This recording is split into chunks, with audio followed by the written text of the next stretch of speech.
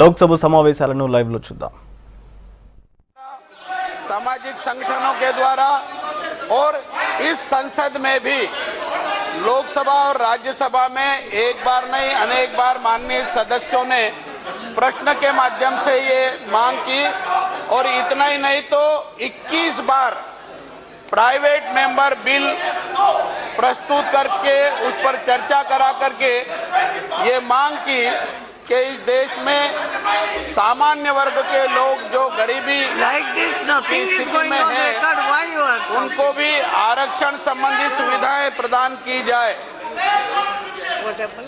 इस संबंध में मंडल आयोग ने भी एक बार अपनी प्रतिवेदन में अनुशंसा की थी और ये कहा था कि ऐसा सामान्य वर्ग जो गरीब तबके का है उनको भी शैक्षणिक संस्थाओं में और रोजगार की दृष्टि से सेवाओं में 10% आरक्षण का प्रावधान किया जाए।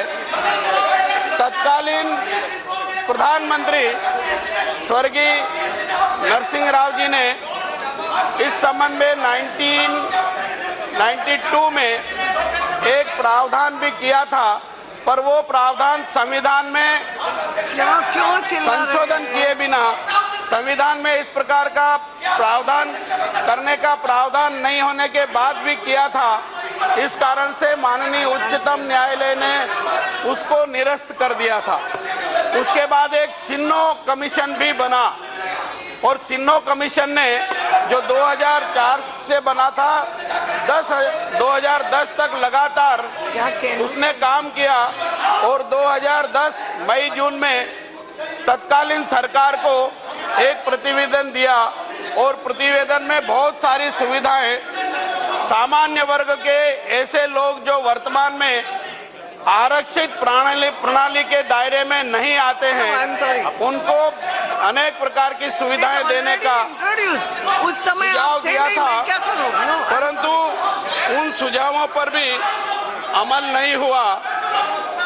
मुझे इस बात को कहते हुए खुशी है कि देश के प्रधानमंत्री नरेंद्र मोदी जी ने उनके शासनकाल में उस प्रतिवेदन पर बहुत सारी सुविधाएं देने का निर्णय किया और आज हम सामान्य वर्ग के गरीब लोगों को ईबीसी वर्ग के लोगों को पोस्ट मैट्रिक स्कॉलरशिप भी देते हैं। अगर वो विदेश जाकर के पढ़ने का प्रयास करते हैं या यहाँ एजुकेशन लोन लेते हैं तो उसका ब्याज हमारे मंत्रालय की ओर से देते हैं और वो ऐसी श्रेणी के गरीब लोग हैं जो सामान्य वर्ग में आते हैं, वर्तमान में जो आरक्षण प्रणाली है उसके दायरे में नहीं आते ऐसे लोग हैं, उनको हमने ये सुविधाएं देने का प्रयास किया है, परंतु हमने ये महसूस किया कि इतना पर्याप्त नहीं है। मेरे समझ में नहीं आ रहा है, आपका जब मौका आएगा तब आप बिल पे बोलो, कोई मना थोड़ी है, अभी नहीं बोलोगे, अभी नहीं, इंट्रोडक्शन हो चुका है उसका, उस समय नहीं दे तो क्या करें। यस बैठिए, अभी कुछ नहीं, बीच में नहीं। यस मिनिस्टर, मुझे ये कहते हुए खुशी है कि इतना सब करने के बाद भी हमको ये लगा कि ये नगण्य प्रयास है, ऐतिहासिक निर्णय लेने की जरूरत है, ऐतिहासिक प्रयास करने की जरूरत है।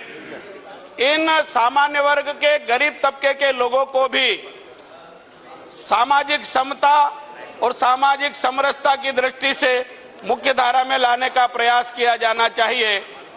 प्रधानमंत्री जी जब बने थे तो उन्होंने कहा था उनकी सरकार गरीबों को समर्पित सरकार है, सबका साथ सबका विकास, जो कहा था वो किया और आगे कारगर कदम उठाने की दृष्टि से ये संविधान संशोधन बिल प्रस्तुत किया गया है। मैं ये निवेदन करना चाहता हूं, संविधान में जो आर्टिकल 15 है उसमें अभी 15(1), 15(2), 15(3), 15(4) और 15(5) तक है। वो जो प्रावधान है वो सामान्य वर्ग के गरीब लोगों को सुविधाएं देने का प्रावधान नहीं दर्शाते हैं। इसलिए आर्टिकल 15 में एक सब क्लास 6 जोड़ा गया है और उस सब क्लास 6 में जो प्रावधान किए गए हैं वो इस प्रकार है। इस अनुच्छेद या अनुच्छेद 19 के खंड 1 के उपखंड 6 या अनुच्छेद 29 के खंड 2 की कोई बात राज्य को खंड 4 और खंड 5 में उल्लिखित वर्गों से भिन्न नागरिकों के आर्थिक रूप से दुर्बल किन्हीं वर्गों की उन्नति के लिए कोई भी विशेष उपबंध करने से निवारित नहीं करेगी। अर्थात राज्य सरकारों को और भारत सरकार को इस संबंध में कानून बनाने से नहीं रोका जा सकेगा। और इसके खंड ख में कहा गया है, खंड 4 और खंड 5 में उल्लिखित वर्गों से भिन्न नागरिकों के आर्थिक रूप से दुर्बल किन्हीं वर्गों की उन्नति के लिए कोई भी विशेष उपबंध करने से वहां निवारित नहीं करेगी। जहां तक ऐसे उपबंध ऐसी शैक्षणिक संस्थाओं में जिसके अंतर्गत अनुच्छेद 30 के खंड 1 में निर्दिष्ट अल्पसंख्यक शैक्षणिक संस्थाओं से भिन्न प्राइवेट शैक्षणिक संस्थाएं भी है, चाहे वे राज्य द्वारा सहायता पाने वाली है या सहायता न पाने वाली है, प्रवेश से संबंधित है, जो आरक्षण की दिशा में विद्यमान आरक्षण के अतिरिक्त तथा प्रत्येक प्रवर्ग में कुल स्थानों के अधिकतम 10% के अध्ययन होगा। अर्थात इन गरीब सामान्य वर्ग के लोगों को शैक्षणिक संस्थानों में इनके छात्र छात्राओं को पढ़ने के लिए 10% आरक्षण का प्रावधान इस संशोधन के बाद किया जाएगा। तो बहुत कम है, पर उसका जो लाभ मिलने वाला है बहुत बड़े वर्ग को मिलने वाला है। इस सदन से अनुरोध करना चाहता हूं कि वो उसको सर्वानुमति से पारित करें। Members 1 minute please. ये बिजनेस बीच में थोड़ी गलती से बिजनेस एडवाइजरी कमेटी, माननीय मिनिस्टर प्लीज प्लीज रुके। माननीय मंत्री जी, बिजनेस एडवाइजरी कमेटी का रिपोर्ट रह गया था, माननीय आप उसको टेबल करो। माननीय अध्यक्ष महोदय, मैं आपकी अनुमति से कार्य मंत्रिमंडल समिति का 60वां प्रतिवेदन प्रस्तुत करता हूँ।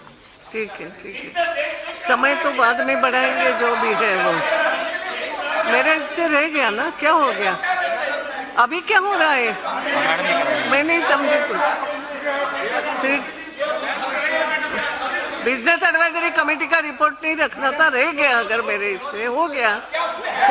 अब चर्चा प्रारंभ कर रहे हैं ना, वो रिप्लाई में जो भी बोलना रिप्लाई में बोलेंगे, बीच में नहीं कुछ। केवी थॉमस आप भी बोलो ना विषय पे, अभी नहीं, अभी थॉमस जी बोले। एक clarification. Madam, only one clarification. No, you can have afterwards. Only one clarification. I want to ask the minister the 10% that he has kept. अभी नहीं What होगा will ये be the बात में। share of the Brahmins in them who feel let down? What is the percentage in this for the Brahmins? No, not like this, not like this. No clarification now. वो तो reply में जो कहेंगे। Yes, केवी Thomas. क्या हो गया है? क्या हो गया?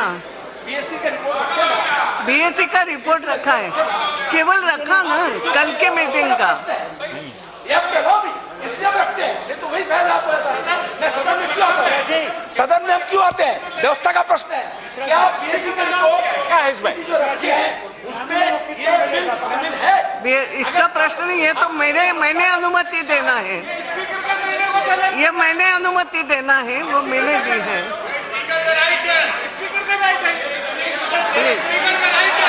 प्लीज प्लीज प्लीज, उसका सवाल ही नहीं पैदा होता है। हाँ, आप एक काम कर सकते हो, प्लीज बैठिए।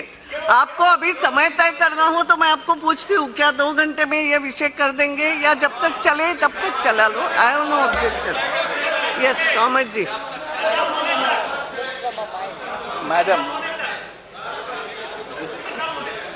Madam, yes, it was yesterday the Union Cabinet Yes. approved the Constitution amendment for the 10% quota for the poor on the basis of the क्या हो गया? घड़ी अरे मेरे हाथ में घड़ी है, चिंता मत करो। वो घड़ी बंद हो गई तो चर्चा करते रहो, उतने ही बजे समझ।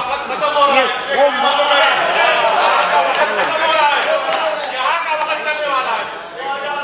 मेरा समय तो चल रहा है ना, चिंता मत करो। मेरा समय बोलिए बोलिए बोलिए। यस Madam,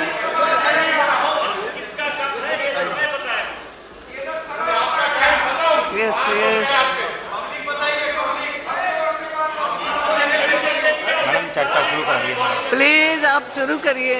Madam, ये क्या हो रहा है? छोटी छोटी बातों में मजाक, थोड़ी चाय पी के आना, ऐसा हो गया है क्या?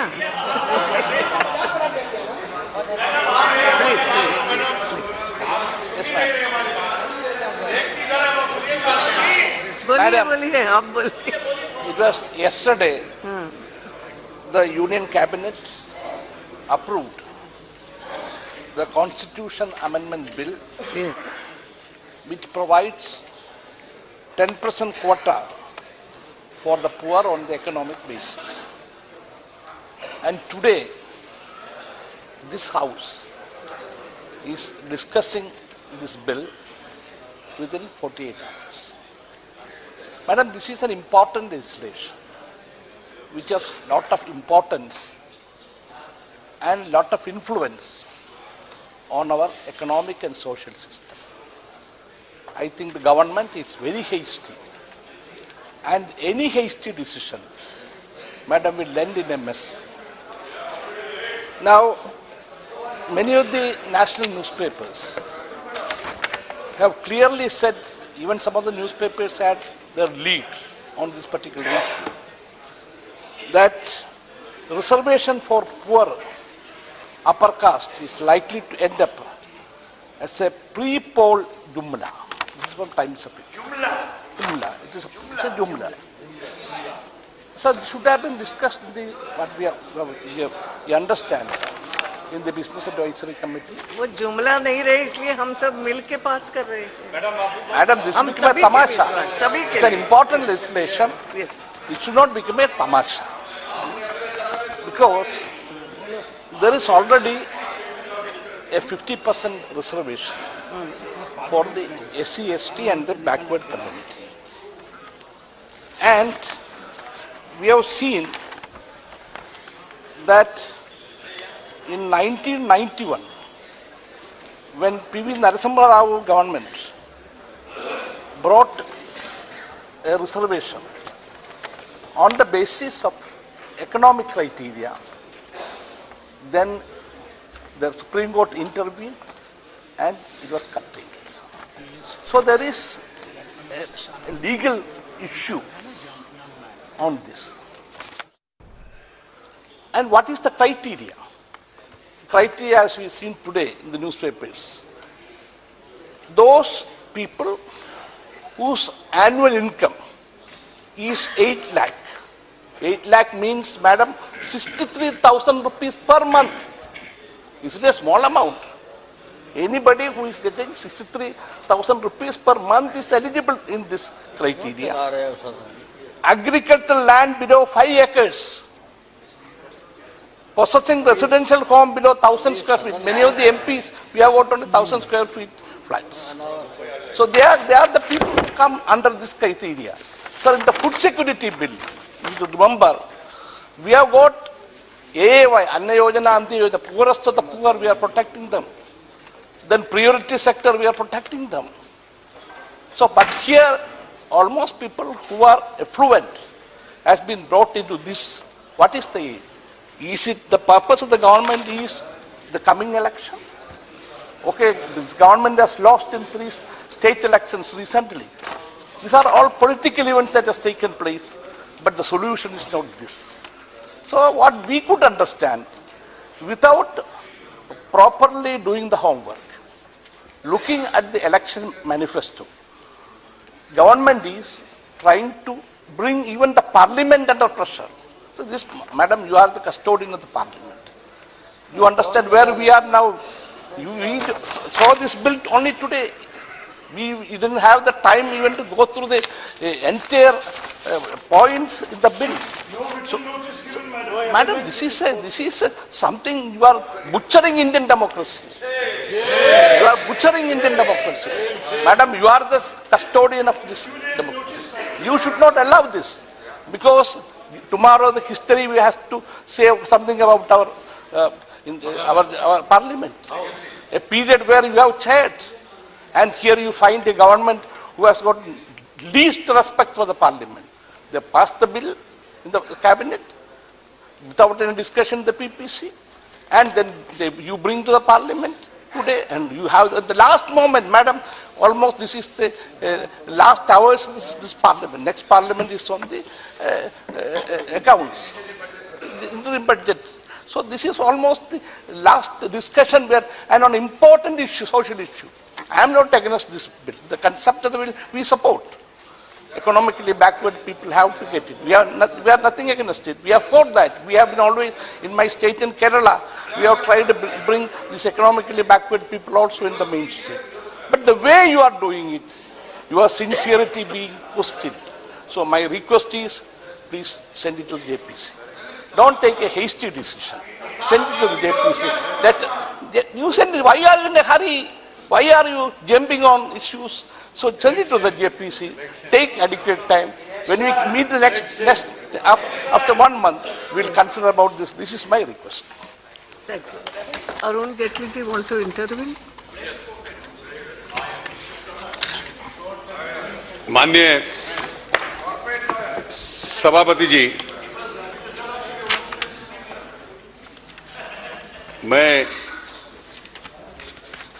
कांग्रेस पार्टी के जो प्रमुख वक्ता श्री केवी थॉमस ने अपनी भावना व्यक्त की है और उसके बाद कहा कि हमारी पार्टी इसके विरोध में नहीं है। मैं तो यहां देख रहा हूं कि अधिकतर राजनीतिक दल, चाहे इस तरफ हो या उधर हो, जब उन्होंने अपने चुनावी घोषणा पत्र जारी किए थे तो अनरिजर्व्ड कैटेगरीज के जो गरीब हैं उन्हें आरक्षण मिले, ये जुमला तो उसमें डाला था। और इसलिए आज तक कई सरकारें आई, केंद्र में भी, राज्यों में भी, कई बार प्रयास भी हुआ, लेकिन सही रास्ते से प्रयास नहीं हुआ और इसलिए वो कानूनी रोक के अंदर आकर कहीं ना कहीं उसमें बाधाएं खड़ी हो गई। मैं 2-3 विषय स्पष्ट कर दूं जो थॉमस साहब ने कहे। उन्होंने कहा कि 50% राज्यों की भी स्वीकृति इसके लिए चाहिए होगी। अगर संविधान की जो संशोधन करने की धारा है आर्टिकल 368 उसको पढ़ ले तो जो पार्ट 3 जिसमें फंडामेंटल राइट्स हैं उसके संशोधन के लिए राज्यों में जाने की आवश्यकता नहीं।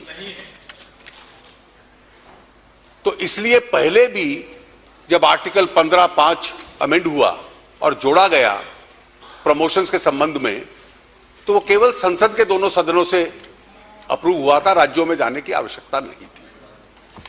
आपने एक दूसरा विषय उठाया कि पहली बार इतिहास में आपने SC ST को रिजर्वेशन दिया, उसमें तो केवल एडिड इंस्टीट्यूशंस का जिक्र है और इसमें आपने एडिड और अनएडिड का दोनों का ले लिया।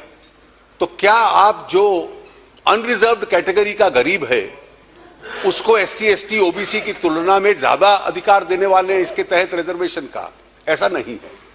जो आर्टिकल 15(5) अमेंड हुआ और संविधान में ऐड हुआ, ये शब्दावली एजुकेशनल इंस्टीट्यूशंस वेदर एडिड और अनएडिड, वो कास्ट बेस्ड रिजर्वेशन के लिए भी यही फ्रेजियोलॉजी थी और आज इसके लिए भी यही फ्रेजियोलॉजी है।